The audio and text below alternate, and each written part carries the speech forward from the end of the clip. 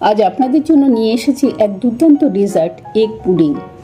যে রান্না জানে না সেও এই রেসিপিটা বানাতে পারবে।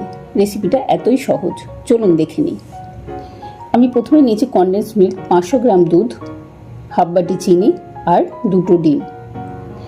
গ্যাস জ্বালিয়ে একটা কড়াই নিয়েছি, কড়াইয়ের মধ্যে চিনিটাকে দিয়ে এরকম ছড়িয়ে একদম লো আছে আমি রেখে দেব, চিনিটা যাতে ক্যারামেলাইজ হয়ে যায়।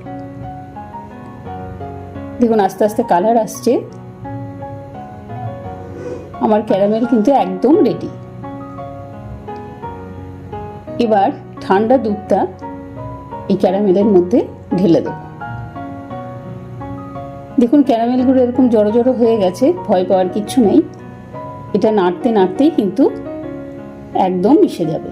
দেখুন আমার মিশে গেছে পুরো, আর কালারটাও কত সুন্দর এসছে, ফুটেও গেছে। এবার এর মধ্যে 2 থেকে 3 টেবিল চামচ আমি কনডেন্স মিল্ক দিলাম। আমি এখানে কনডেন্স মিল্ক ব্যবহার করেছি, আপনারা চিনিও দিতে পারেন, কোনো সমস্যা নেই। ভালো করে 3 থেকে 4 মিনিট আরও ফুটিয়ে নেব। দেখুন ওপর থেকে সর জমে যাচ্ছে। এবার আর ফোটাবো না, গ্যাসের ফ্লেমটা বন্ধ করে এই দুধটাকে আমি ঠান্ডা করে নেব। এবার একটা বাটি নিয়েছি, এর মধ্যে 2টো ডিম ফাটিয়ে দিয়ে দেব।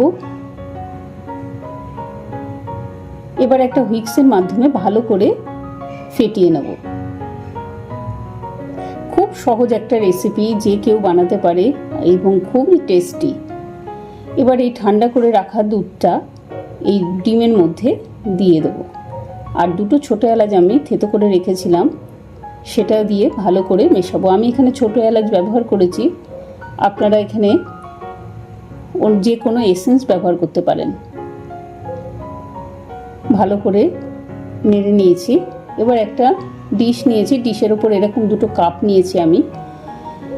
এবার এই কাপ দুটোর মধ্যে এই মিশ্রণ দুটো ভাগ করে দিয়ে দেব। আমি এখানে কাপে করে দেখিয়েছি, আপনারা যে কোনো বলে করতে পারবেন। এবারে এরকম একটা পাত্র নিয়েছি, পাত্রের মধ্যে একটু জল নিয়ে এরকম একটা স্ট্যান্ড দিয়ে তার উপরে এরকম একটা ডিশ রেখেছি।